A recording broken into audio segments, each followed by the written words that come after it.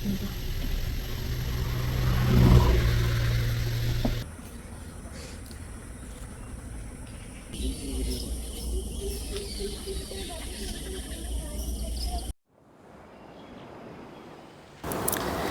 বন্ধুরা, আমি স্বস্তিকা আবার এসে গেছি তোমাদের কাছে জার্নি উইথ স্বস্তিকার নতুন একটি ট্রাভেল ব্লগ নিয়ে।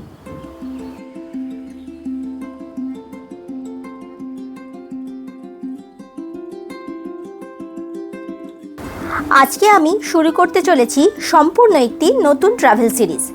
গেস করো তো এবার আমাদের ডেস্টিনেশনটা কোথায়?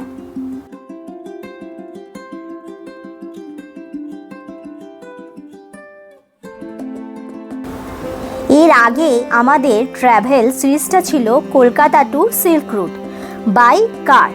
সম্পূর্ণ নিজেরা গাড়ি চালিয়ে আমরা কিভাবে কলকাতা থেকে সিল্ক রুটে গেছিলাম, কিভাবে ঘুরেছিলাম তার সম্পূর্ণ ডিটেলস এর আগের ট্রাভেল সিরিজে আমি তোমাদের সাথে শেয়ার করেছি। এবার তোমাদের খানিকটা প্রশ্রয় পেয়ে আমরা আরও একটু এগিয়ে যেতে চলেছি। এবার আমাদের ট্রাভেল ডেস্টিনেশন হচ্ছে মেঘের রাজ্য মেঘালয়।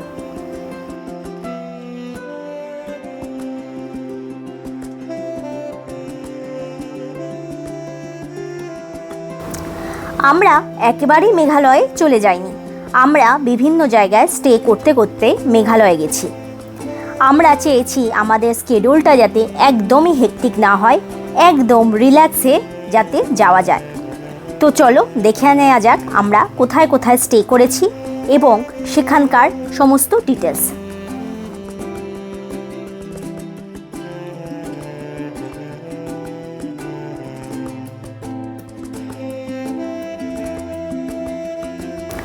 আমার আগের ট্রাভেল সিরিজটায় তোমাদের জানিয়েছি কলকাতা থেকে নর্থ বেঙ্গল এখন যাওয়া অনেকটাই ইজি হয়ে গেছে। বিভিন্ন বাইপাস যেমন রানাঘাট, কৃষ্ণনগর, বহরমপুর, মালদা, রায়গঞ্জ বিভিন্ন বাইপাসগুলো খুলে যাওয়ার ফলে এখন অনেক সহজেই নর্থ বেঙ্গল যাওয়া যায়। তোমরা চাইলে একেবারেই কলকাতা থেকে একদিনেই শিলিগুড়ি চলে আসতে পারো, যেটা আমরা সিল্ক রুটে গেছিলাম। তবে আমরা এবার কিন্তু ডিরেক্ট কলকাতা থেকে শিলিগুড়ি যাইনি, আমরা ছিলাম ফার্স্ট দিন রায়গঞ্জে। কেন? চলো দেখা যাক কারণটা কি।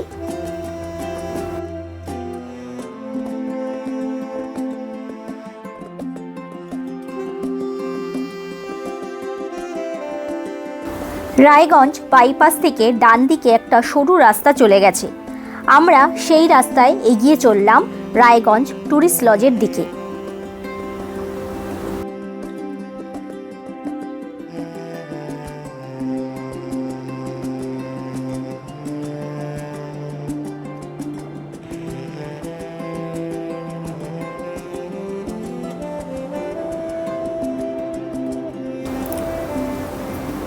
অবশেষে আমরা এসে পড়েছি আমাদের আজকের ডেস্টিনেশনে, রায়গঞ্জ ট্যুরিস্ট লজে। এটি WBTDCL এর আন্ডারে পড়ে। এখানেই আজকে আমরা রাত্রি কাটাবো।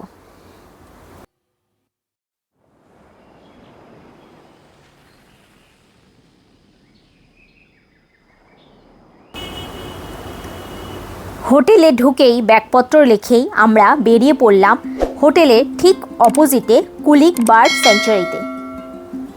এবার তোমরা বুঝতে পেরেছো কেন আমরা এখানে স্টে করেছি। কারণ এখন বর্ষাকাল, এই সময় কুলিকে অনেক রকম মাইগ্রেটরি বার্ড আসে, সেইগুলো দেখার জন্যই আজকে আমরা রায়গঞ্জে স্টে করছি।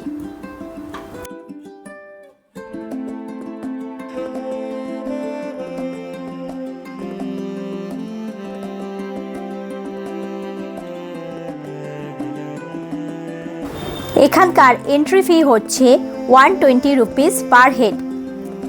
এই স্যাংচুয়ারিটা সোমবার দিন করে বন্ধ থাকে। তো চলো ঘুরে আসা যাক এর ভেতর থেকে।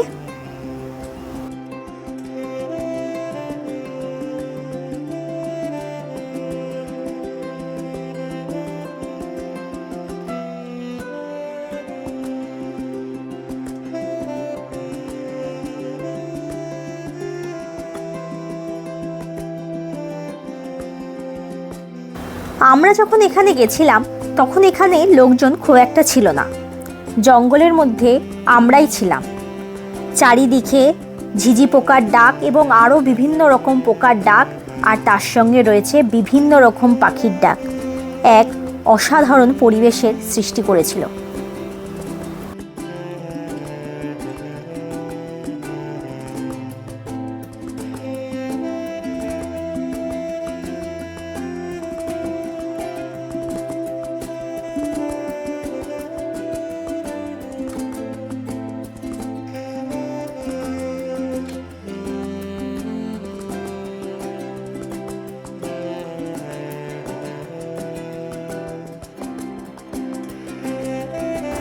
এখানে একটা অ্যাকোরিয়ামও রয়েছে, সেখানে বিভিন্ন রকম মাছ রয়েছে।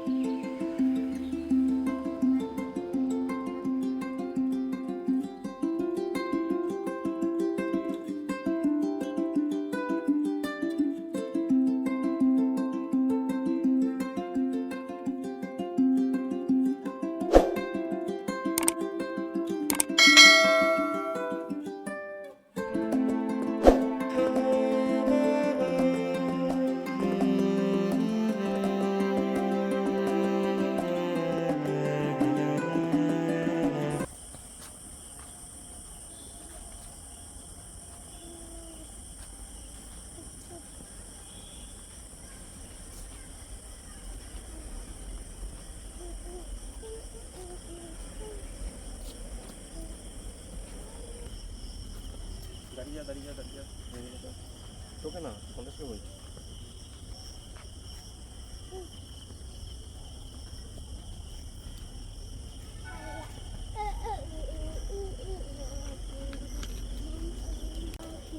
ছোট ছোট মশাগুলো সঙ্গে সঙ্গে যাচ্ছে, কামড়াতে কামড়াতে ওরা যাচ্ছে।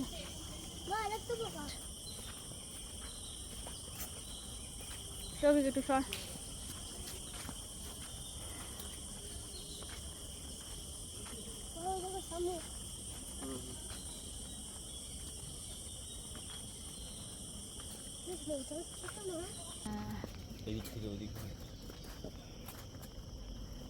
পুঁথি, তুমি কি পথ হারিয়েছো? এরা গাছের গোড়ায় পোকা। জঙ্গলের মধ্যে বিভিন্ন রকম পোকা দেখতে পেলাম, যেগুলো এর আগে কখনোই দেখিনি। কি হয়ে যাবে?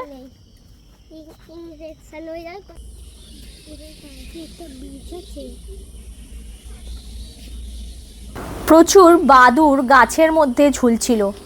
আমি এর আগে বাদুড়কে এইভাবে ঝুলে থাকা অবস্থায় কখনো দেখিনি। এই প্রথম দেখলাম বাদুড়কে গাছে ঝুলে থাকতে। এর আগে বাদুড় দেখেছি উড়ে উড়ে যেতে, কিন্তু এইভাবে গাছের মধ্যে ঝুলে থাকতে এই প্রথম দেখলাম।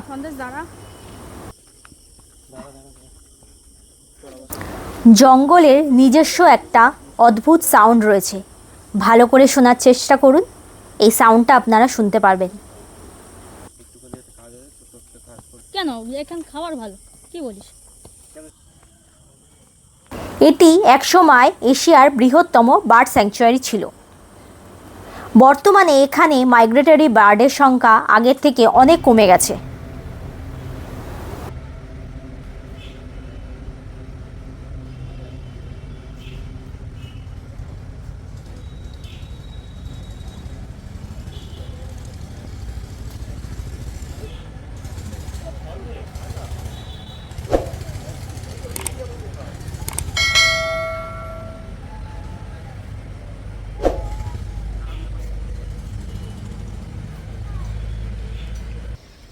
গুড মর্নিং সবাই। আজকে হচ্ছে ডে 2। এখন আমরা আছি রায়গঞ্জে, রায়গঞ্জ টুরিস্ট লজে। বাইরে বৃষ্টি পড়ছে। এখান থেকে আমরা আজকে যাব মালঙ্গিতে, মালঙ্গি টুরিস্ট লজ। আজকে রাত্রে ওখানেই কাটাবো। বাইরের ওয়েদারটা দারুণ লাগছে।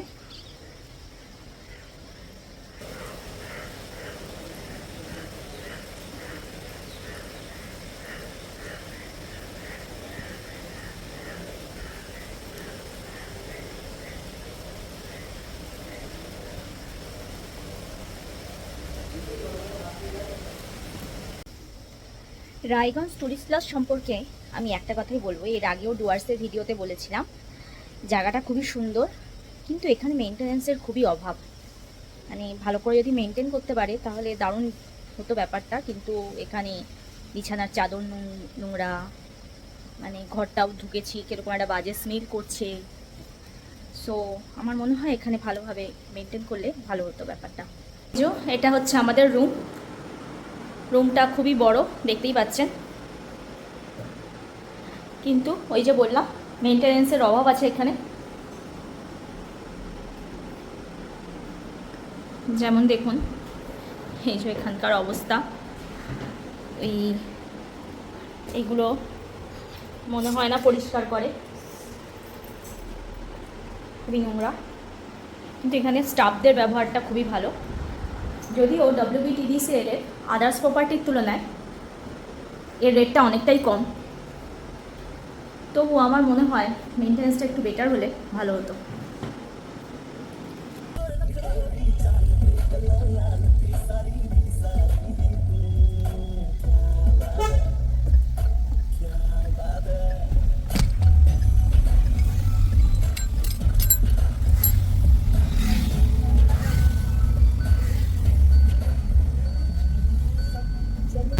এখন আমরা যাচ্ছি রায়গঞ্জ থেকে মালঙ্গি টুরিস্ট লজের দিকে। এখন সকাল 9:30 মতন বাজে। একটু আগে এক খোসলা বৃষ্টি হয়ে গেছে, রাস্তা এখনো ভেজা রয়েছে। ওই যে পাখিগুলোরা, টাটা টাটা। কালকের ঝড়ে এখানে গাছ পড়ে গেছে, রাস্তা পুরো ব্লক হয়ে আছে।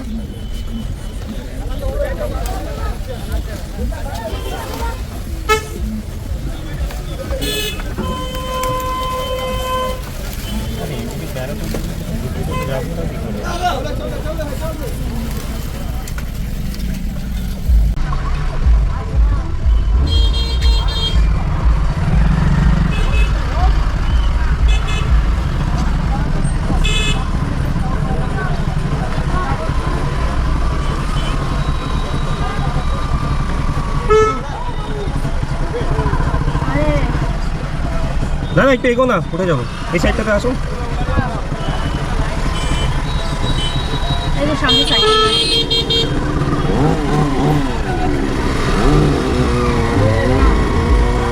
আরে আবার আটকে গেল।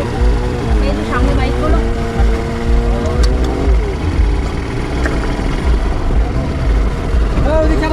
আরে ওদিক যাবো। সব এদিকে ওদিক টাকাতে এখানে এসে আটকে দিচ্ছে।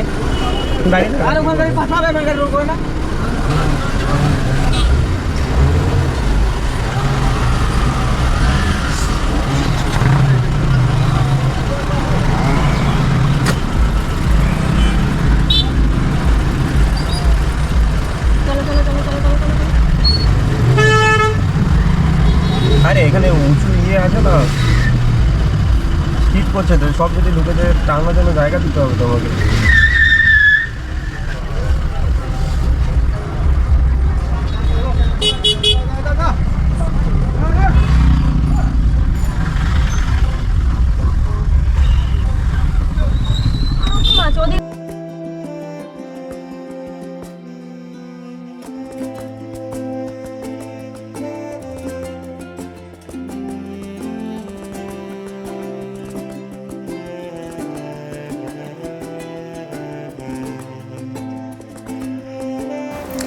আজকে আমাদের জার্নির ডে 2।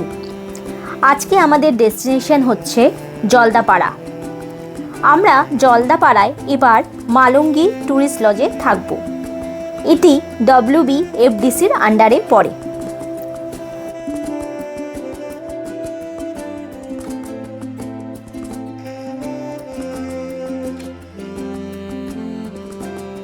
এর আগের বার যখন আমরা ডুয়ার্সে এসেছিলাম, মানে লাস্ট ডিসেম্বরে যখন আমরা ডুয়ার্সে এসেছিলাম, তখন এইসব জায়গা মোটামুটি আমরা এক্সপ্লোর করে নিয়েছিলাম। তাই নতুন করে আর এক্সপ্লোর করার আমাদের ইচ্ছা নেই। তবুও এখানে আমরা আজকে রাত্রে হল দেব, এবং হল দেব মালঙ্গিতে, কারণ এটি WBFDCর আন্ডারে পড়ে। তাই এটা দেখার ইচ্ছা আছে এই রিসর্টটা কেমন।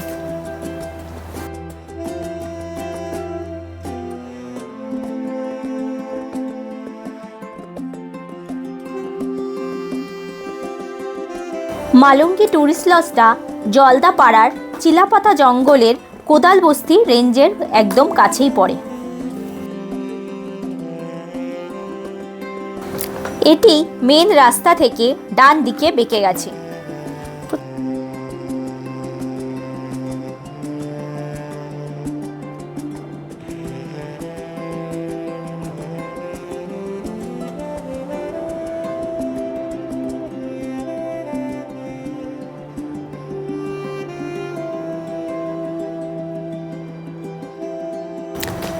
আমরা অবশেষে পৌঁছে গেছি মালঙ্গি লজে।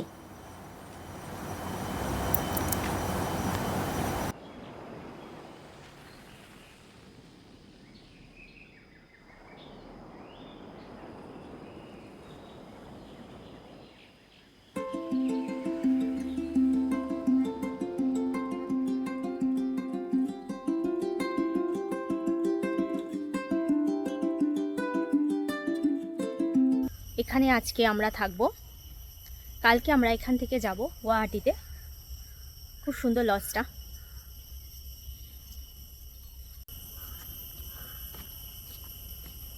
বাবাই তোর বন্ধুরা রয়েছে এখানে, ওই যে গাছে লাফাচ্ছে।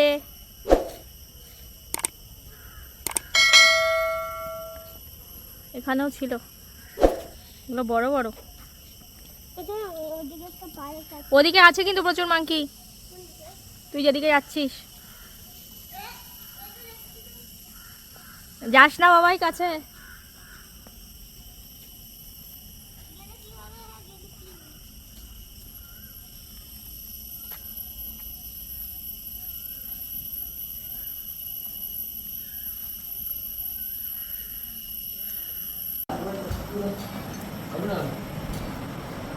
কোথায়?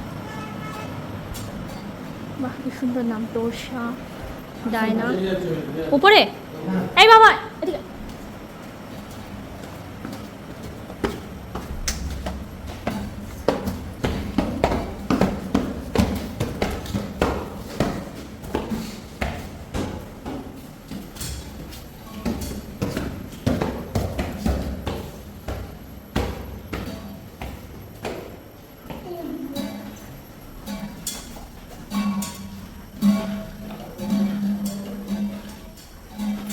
কোথায়?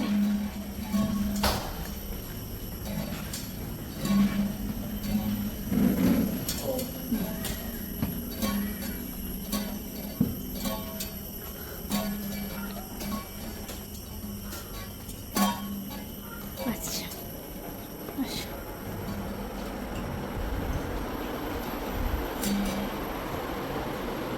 সুটকেসটা নিচে হয়ে গেল না?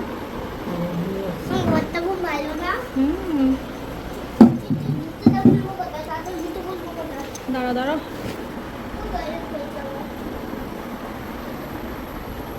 দাঁড়া আমি একটু ভিডিওটা করে নিতে পারি। এই যে আমাদের ঘর, বনতিথি সুপার ডিলাক্স 4। এখানে দুটো বেড রয়েছে পাশাপাশি লাগানো, ড্রেসিং টেবিল। তো ওয়াশরুমটা দেখে নিই।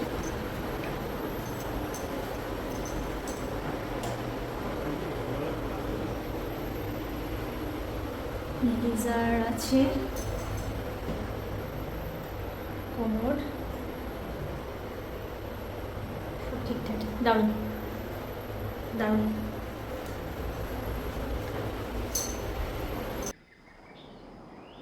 রুমে গিয়ে ফ্রেশ হয়ে আমরা গাড়ি নিয়ে বেরিয়ে পড়লাম চিলাপাতার কোদালবস্তি রেঞ্জের দিকে।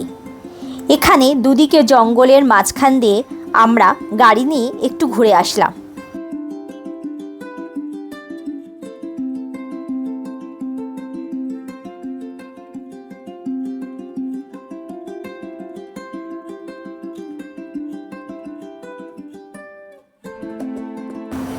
এত সুন্দর রাস্তায় গাড়ি নিয়ে যেতে আমাদের বেশ মজাই লাগছিল।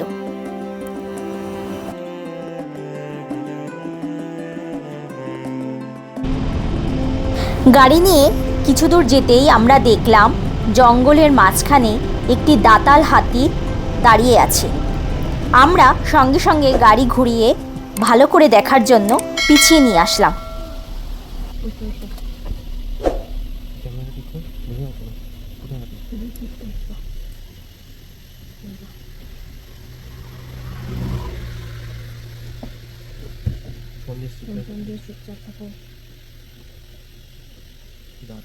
হ্যাঁ, পুরো ভালো ইয়ে আছে। দেখো কতগুলো পাখিও রয়েছে। দেখ, দেখেছি বাবা কতগুলো পাখি। দেখলাম তো, অনেক আগেই দেখেছিলাম আমি এটা।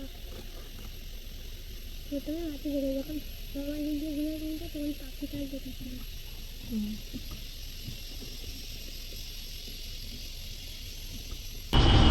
তারপর আমরা আরও এগিয়ে চললাম যদি কিছু আরও বন্য প্রাণ দেখা যায় সেই লোভে, কিন্তু আর কিছু দেখতে পেলাম না।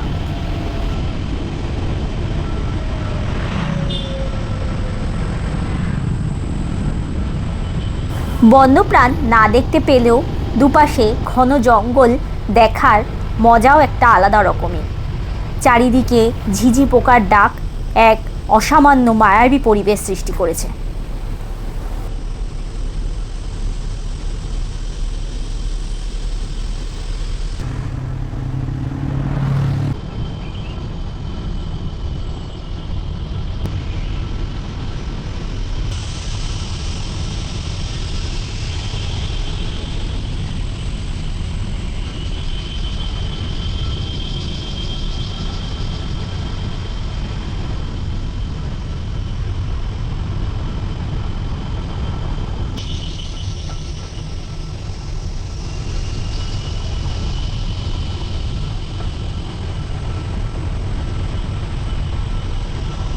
আজকে আমাদের এই পর্বের জার্নি এই অবধি।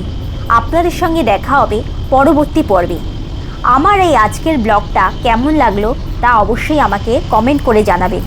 ভালো লাগলে লাইক শেয়ার অবশ্যই করবেন।